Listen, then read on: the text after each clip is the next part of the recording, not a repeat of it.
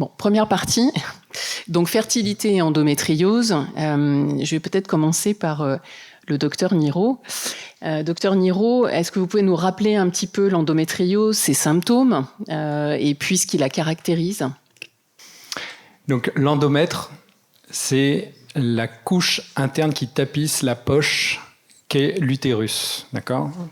L'utérus est au fond du vagin et c'est une poche musculaire qui a la capacité de se contracter, et notamment pendant les règles, mais également pendant l'accouchement. C'est relié à deux trompes qui sont deux tubes qui aboutissent dans la cavité péritonéale, donc la cavité abdominale, où il y a les ovaires. D'accord ?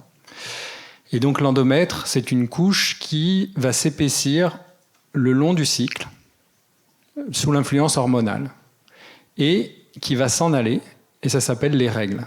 Puisque les règles, en fait, ça saigne, mais c'est surtout de la muqueuse qui s'en va. Donc, finalement, c'est une maladie hormonodépendante, l'endométriose, puisque l'endomètre, au lieu d'être dans la cavité utérine, va se retrouver à l'extérieur de cet utérus. Et dans cette cavité, elle peut toucher à ce moment-là d'autres organes. Donc, le péritoine, qui est la couche superficielle qui enveloppe tous les organes abdominaux. C'est une espèce de film plastique, si vous voulez. C'est pas du plastique, mais c'est transparent et très fin. Ça peut toucher les ovaires, ça peut toucher les intestins. Ça peut toucher également la paroi utérine. Et à ce moment-là, on appelle ça l'adénomiose. C'est-à-dire que l'endomètre a creusé des petites cryptes, des petites grottes dans la paroi utérine. C'était une pathologie qu'on voyait surtout avant chez la femme de 40 ans qui avait eu des enfants, mais qu'on commence à voir de plus en plus chez des femmes plus jeunes.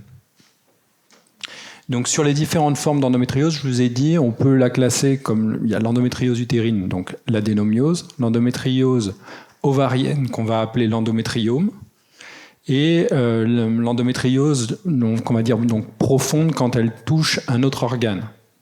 La plus fréquente étant l'intestin, mais elles peuvent toucher également la vessie, les voies urinaires, le diaphragme. Bon, il y a des localisations beaucoup plus rares. Okay. En ce qui concerne les manifestations d'endométriose.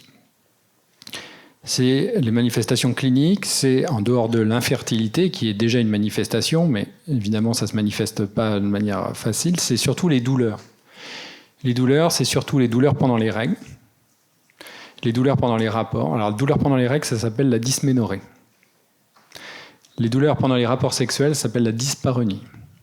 Mais la dyspareunie de l'endométriose, elle est souvent profonde, c'est-à-dire la pénétration profonde, elle est souvent dépendante des positions sexuelles.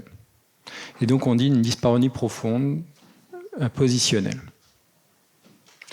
Ensuite, il peut y avoir des douleurs lorsque la vessie est pleine ou lorsqu'elle se vide.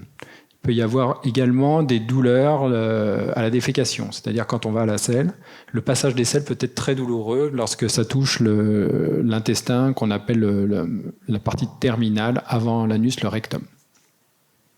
Et puis il peut y avoir aussi des douleurs chroniques lors de l'ovulation. Par exemple, si les ovaires sont un petit peu collés à la paroi, le fait d'ovuler, ça va tirer sur la paroi et donc du coup ça déclenche les douleurs.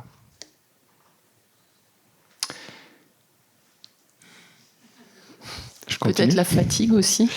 Alors évidemment, comme toutes les douleurs chroniques et comme toutes les maladies chroniques, il s'ensuit de la fatigue, il s'ensuit souvent des syndromes dépressifs.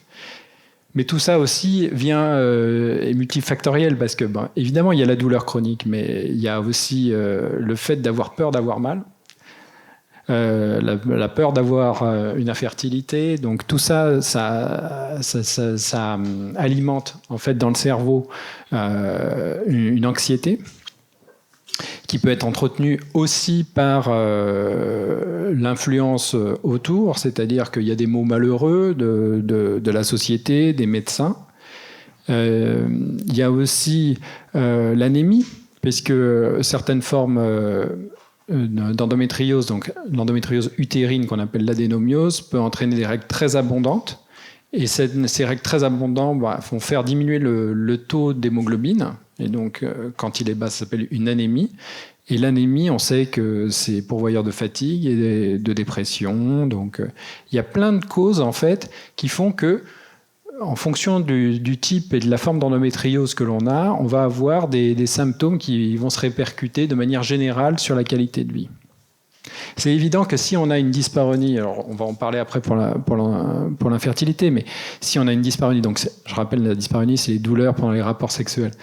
Si on a une dyspareunie très invalidante, c'est évident qu'on va avoir une image difficile de son corps, une relation au sexe très compliquée et une relation de couple très anxiogène.